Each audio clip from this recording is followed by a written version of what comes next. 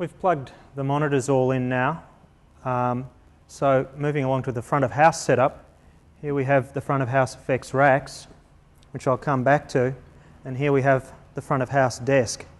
It looks a lot more complicated than the monitor desk, but it's not really. It's basically more channels and a little bit more in the way of features, especially with regard to EQ. First of all, it's a 40 channel into 8 group desk, but the 8 groups are arranged slightly differently from the monitor board. There isn't an individual volume pot for ascend to each group. The way it works, if we move to a channel and zoom right in at the top, you'll see 8 push buttons. They're labelled, in case you can't see it, 1, 2, 3, 4, 5, 6, 7, 8. So they're assignments to whichever of the 8 groups you cared to use. Now supposing, for example, this channel 1 was kick drum, as it often is, we may want to assign that channel to groups 1 and 2. So I'd press both those buttons.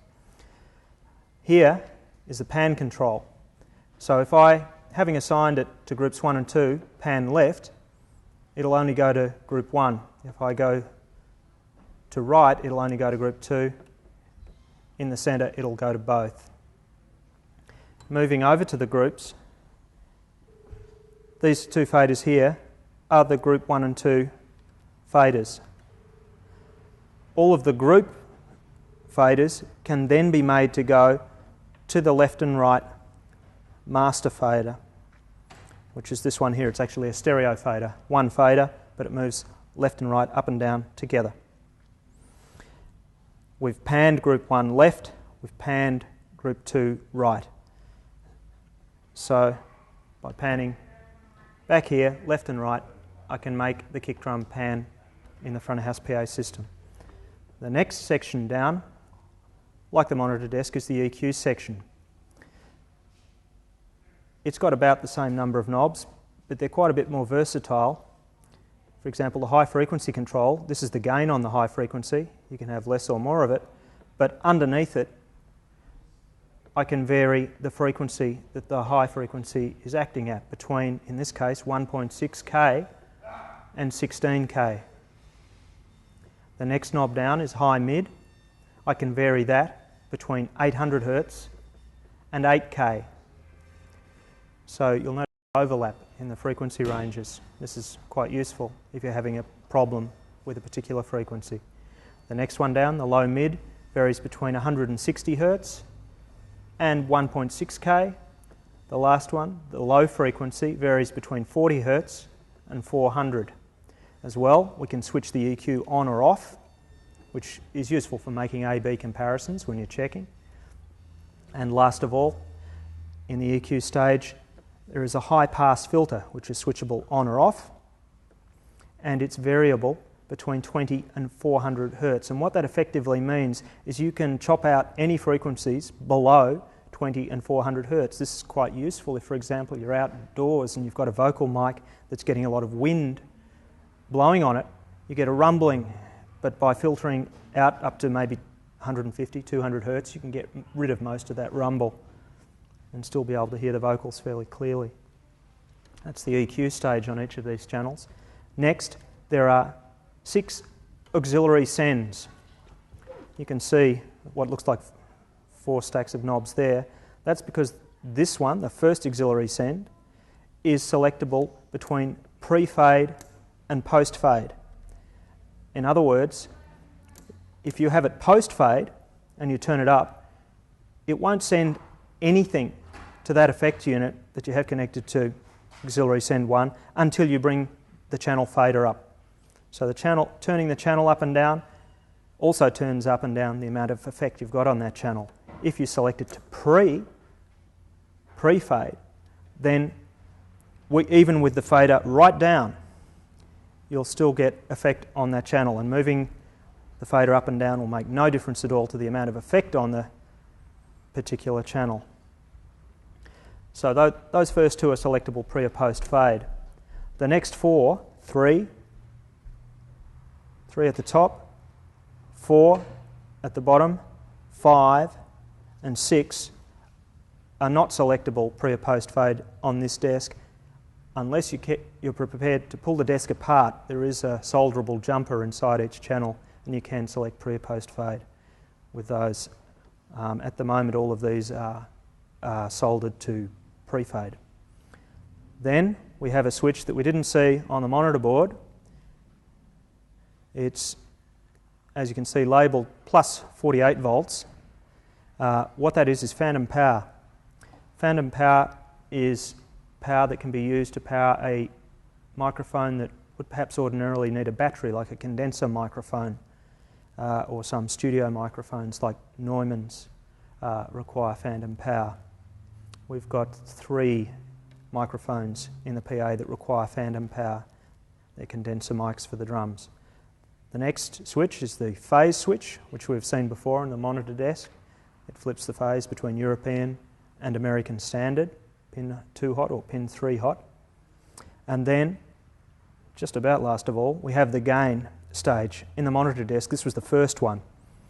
Often you'll find that desks use slightly different configurations. Even though these 2 desks were made by the same company, you'll often get quite large variations in the layout. They never seem to have arrived on a standard. The gain control is very similar. It goes from -26 to -60, very similar to the other one. But the pad, which is underneath here, that's with the pad off.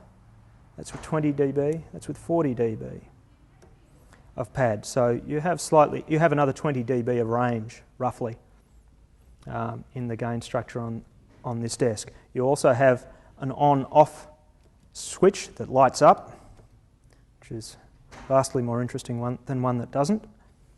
And then, moving down a little bit further, you have mute safe. There's one unusual feature with this desk. If we move back to the centre section, we have what are called here mute groups. If we assign a particular channel to a particular mute group, we can mute it, that is turn it off, just by hitting one button. Now, if we move back to the first 8 channels, and I hit the mute group, I don't know if you're close enough to see the light on the first 8 channels. Yeah, just panning out slightly. So by just hitting that mute group, I can turn, for example, I've got all the drums in the first 8 channels at the moment. I can just turn them on and off with one go. This is particularly useful in a live situation where you may, for example, want to turn all of the effect returns off in between songs, because people talking with a lot of reverb and echo over their voice is often unintelligible, but it sounds better in a song. That has covered most of the differences between this desk and the monitor one. There are some other subtle differences. It has extra outputs. It has an oscillator which can produce pink noise or test tones, which are useful more for recording than for live work, but sometimes they're a good way to test that the speakers are actually working as well. These are the 6 auxiliary send masters. 1, 2, 3, 4, 5, 6 for the 6 sends that we talked about, and these are the 4 stereo pair returns that are in addition to the 40 channels, 40 main channels on the desk.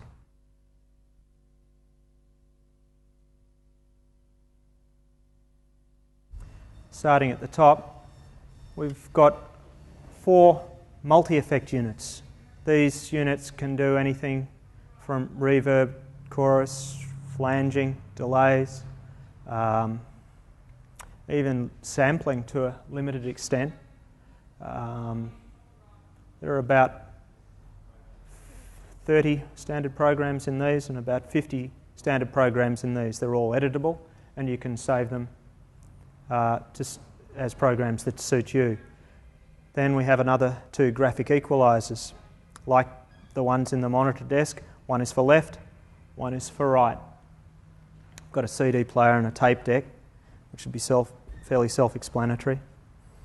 An intercom master station, which enables the front of house operator to talk to someone else who's on the intercom, perhaps the monitor engineer. If they're having problems with feedback in a particular microphone, they might actually want to discuss it in the show and try and work out whose fault it is. Some of these discussions can be quite interesting. And next down we have two Dormer gates.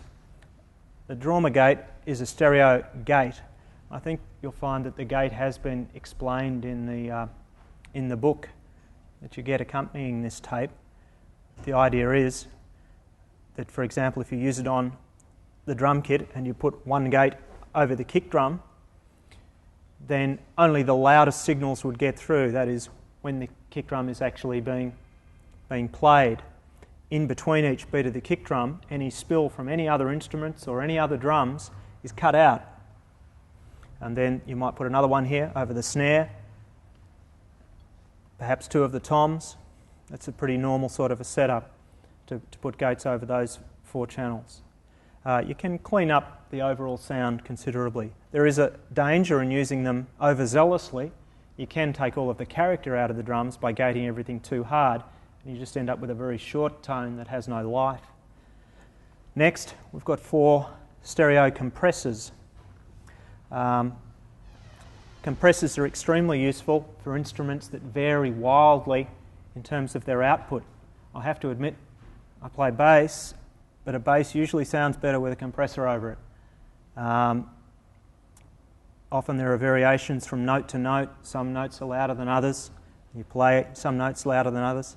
But by putting a compressor over it, you can make it sound more even. Then we have two mono compressors, which are much the same. So we've got a total of 10 channels of compression here, which you could put over vocals, bass, guitars, whatever actually needs it. It's certainly best to listen to an instrument without compression before you actually put compression on it. Some instruments become a bit lifeless if they're over-compressed. The last two units here are delay units. That's all they do. They just do digital delay. But they do it with a fairly high quality. So we've got 6 effect units. There were the 4 multi-effect units up the top and 2 delays. You'll remember there were 6 auxiliary or effect sends on the front of house desk. The last unit here is just the power supply for the desk.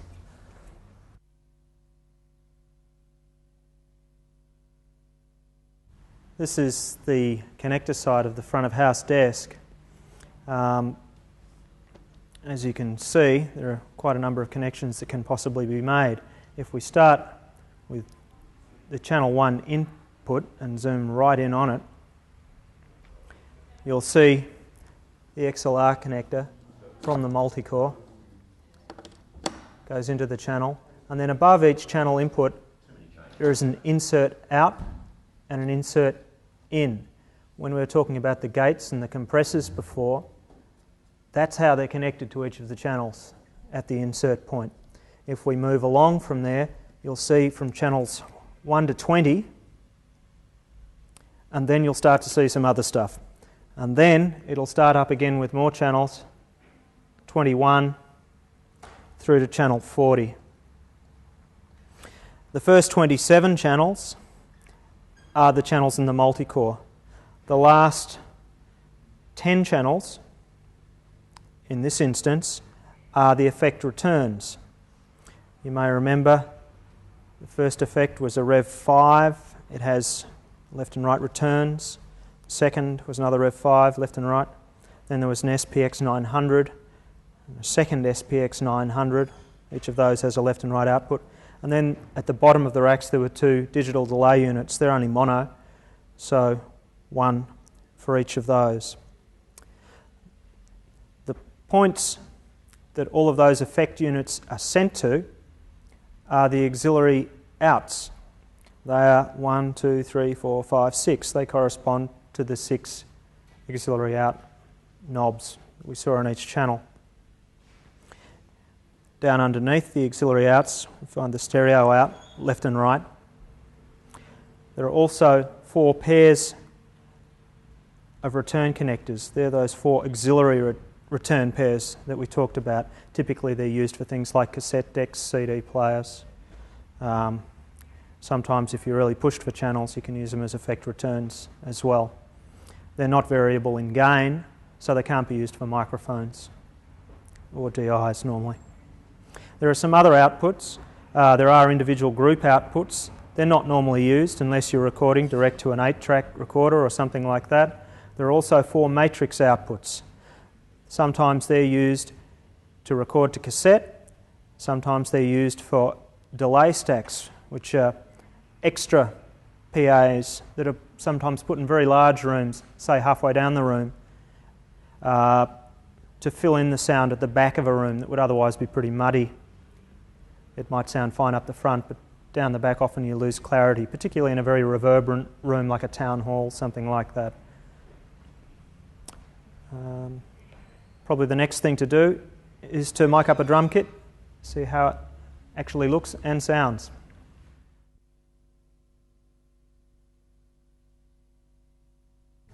This is Brett King, the drummer, for the band that's playing this afternoon. From my point of view, it'd be good to get his point of view on how drums should sound, and then hopefully as an engineer today I can do something about making them sound the way he wants to. Mm-hmm. Well, I prefer a sort of open sound, more a real drum sound rather than a processed sound. I like my kick drum to be fairly heavy but distinct. Of course, like all drummers, I like to be able to hear everything. I want my cymbals to be heard. Probably toms I don't use that much, so if I can have them up in the mix so when I do hit them they are heard. One thing I can't stand is my toms disappearing in a mix. Snare drum the same.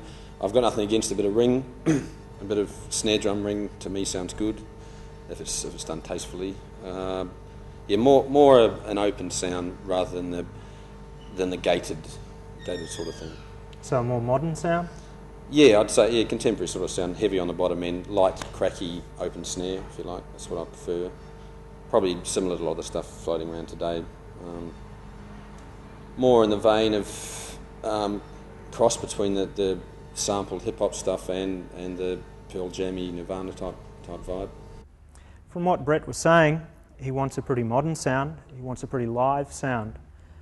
Certainly during the 80s, late 70s, a lot of people were trying to make drum sounds as clinical as they could. They'd gate them very heavily, so they were very small sounds. They often lost a lot of character because of that. The trend these days seems to be more to have drums sound like drums actually sound, which I've got to admit I kind of like too. But a lot of the secret in doing that relies on unlearning a lot of those processing techniques that people spent a lot of time developing in the 70s and 80s to control drums. What you want to be able to have the drums do is to ring, but when you want them to ring, they've got to ring in a way that sounds good. This means the drummer really does have to know how to tune the drums.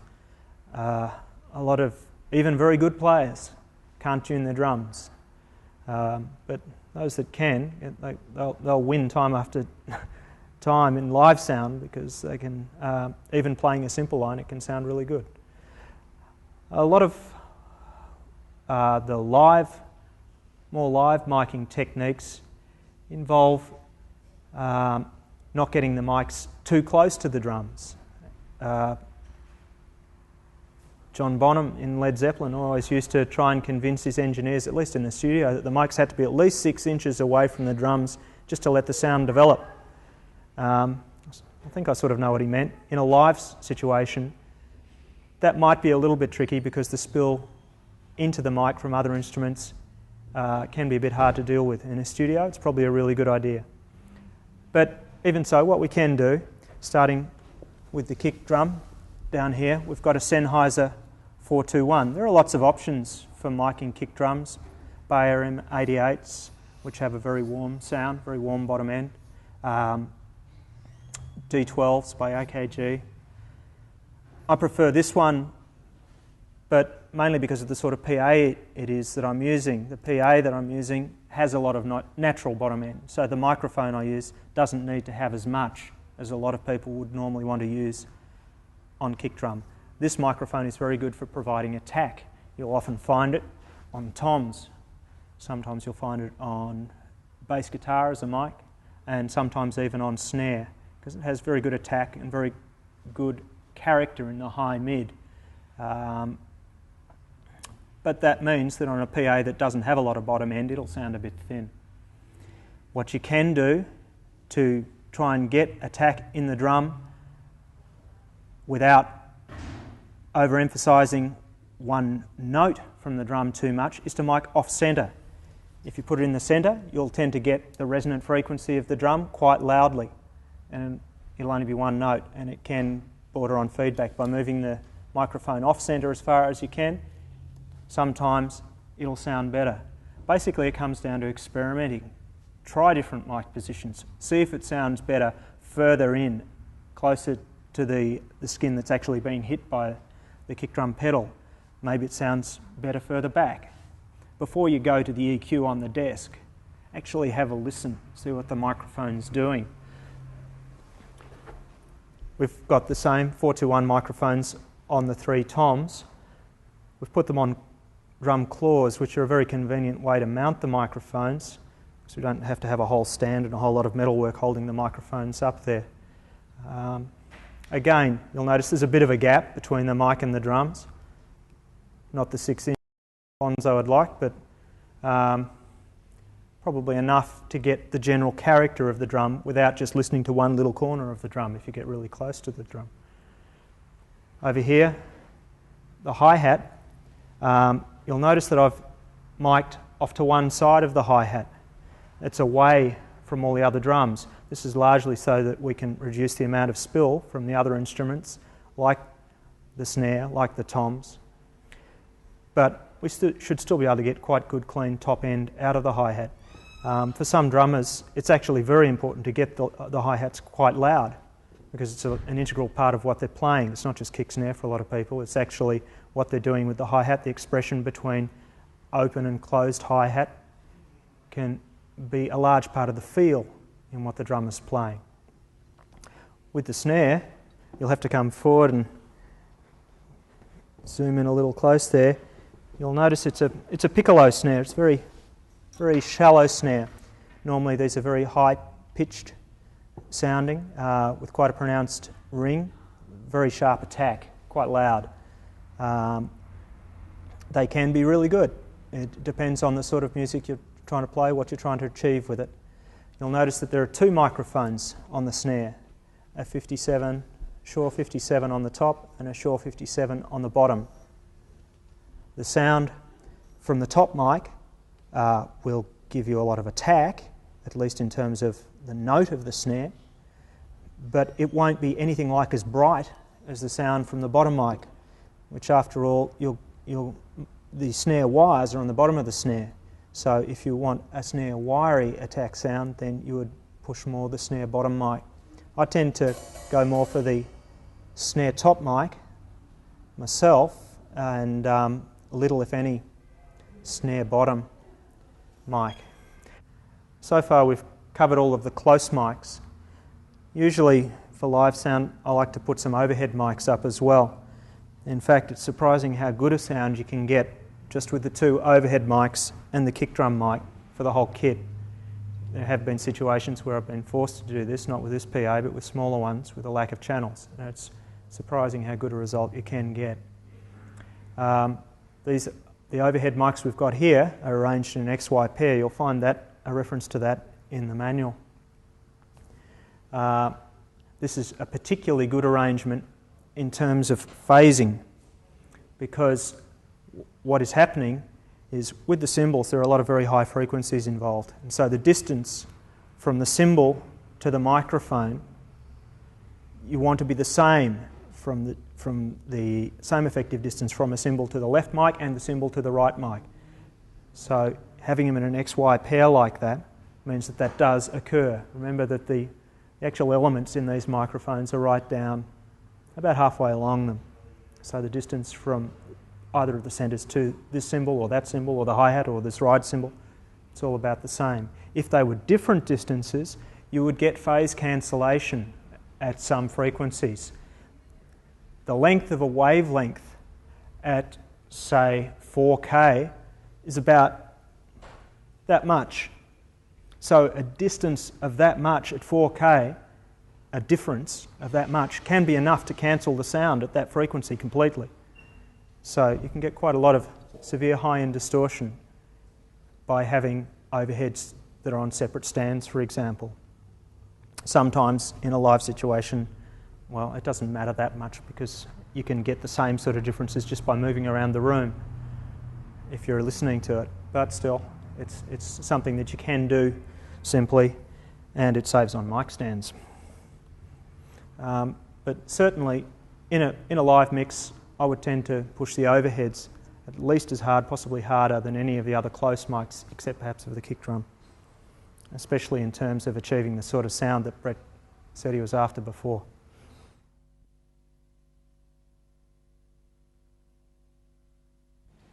Okay, we want to try and do a drum sound check now. So the normal wisdom is to start with the kick drum.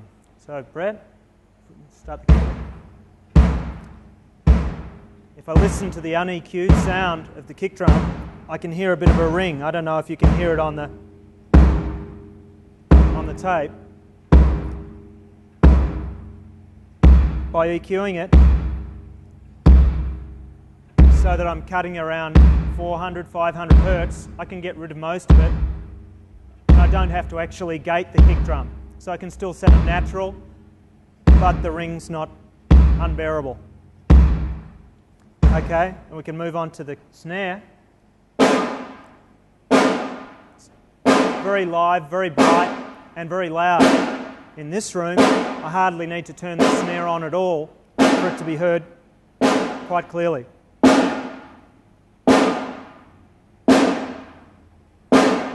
I've got very little EQ on it. I've taken a little bit of high-mid out of it because it's very bright. And I've put a little bit of bottom end into it. Okay. Then we could move on to the first rack tom.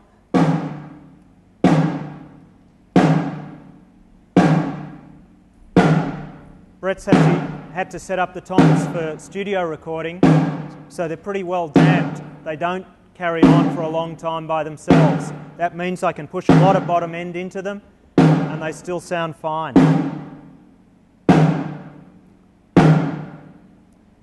Okay, we can move on to the second. You'll hear the pitch difference between the first tom and the second tom. Normally it's about a third of an octave, a bit like on a graphic. And then if we move on to the floor, there's a lot more bottom end in the floor tom. So I can run it a lot flatter than the other two, in which I've pushed a bit of bottom end. Then we could move on to the hi-hat. With a hi-hat, it's usual to roll a bit of bottom end out just to stop spill. All you're really after is high frequency stuff. So I've pushed a bit of extreme top and a little bit of high mid and cut the bottom end fairly severely. And then the overheads.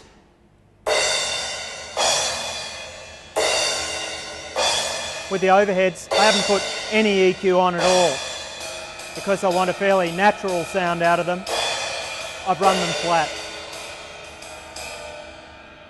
Okay, you might like to hear the whole drum kit together.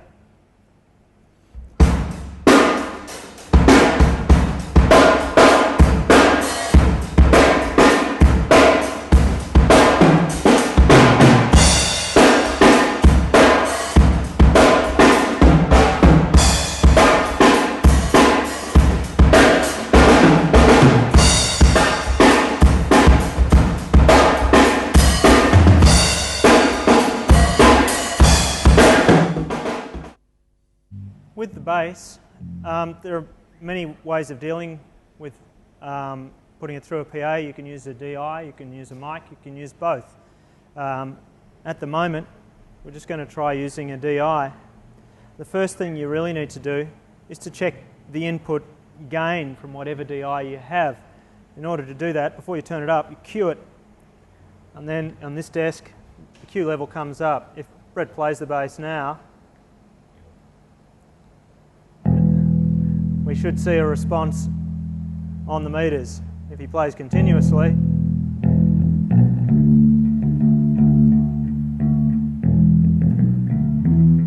so we've got a pretty healthy level there. at least into the desk. Now if we turn it up through the PA, that's what we're getting. I've used a fair bit of low mid cut, I've used quite a lot of high mid boost, and I've also put a stereo phasing effect over the bass, which adds a bit of character to it, hopefully without swamping what the bass is actually doing.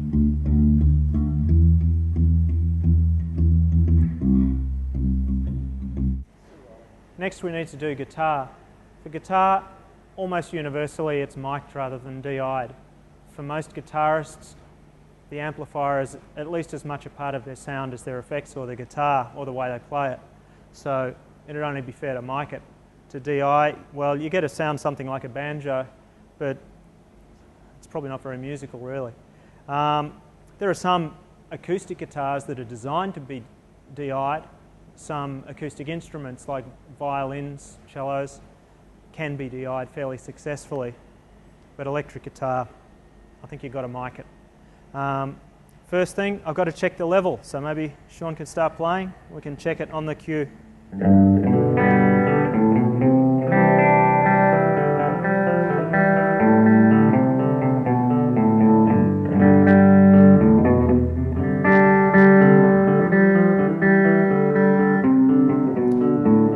That's the guitar with the EQ turned off. It doesn't really seem to need a lot of EQ. If it's a good sound out of the amp, you can usually run it pretty flat. If the guitar's very bright, you may need to cut a little bit of high mid. You may need to push a little bit of bottom end into it. Usually you don't need to do a hell of a lot for it to sound pretty much like a guitar. The next thing and the last thing before the vocals that we have to check is the keyboard.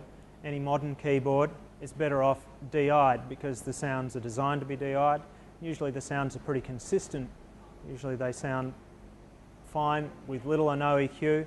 Sometimes it's good to have a bit of compression. A lot of the digital sounds have a very large dynamic range, and it's easy for the keyboard player not to be aware of the dynamic range that the keyboard's producing out the front. So compressor, sometimes an advantage.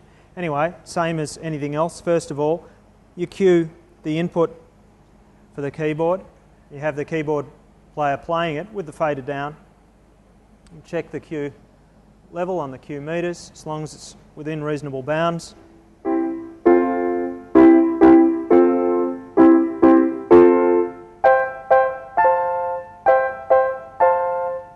So what you've got there is what sounds like a piano, and there's really not much I need to do to it to make it sound any more like a piano. Not much would help.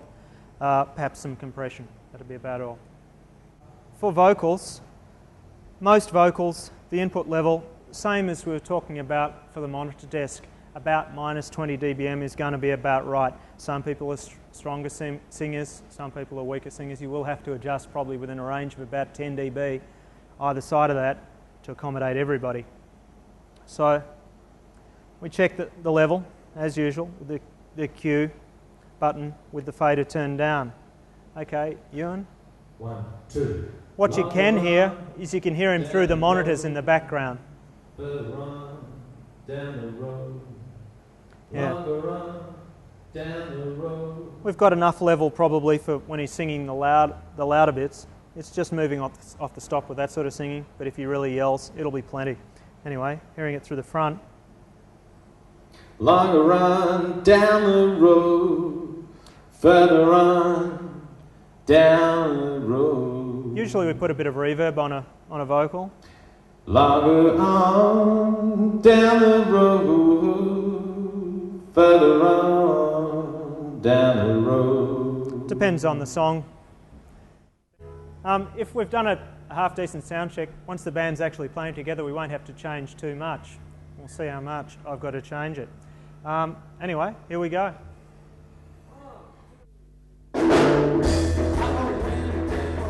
There are no hard and fast rules about mixing sounds. It all comes down to personal taste.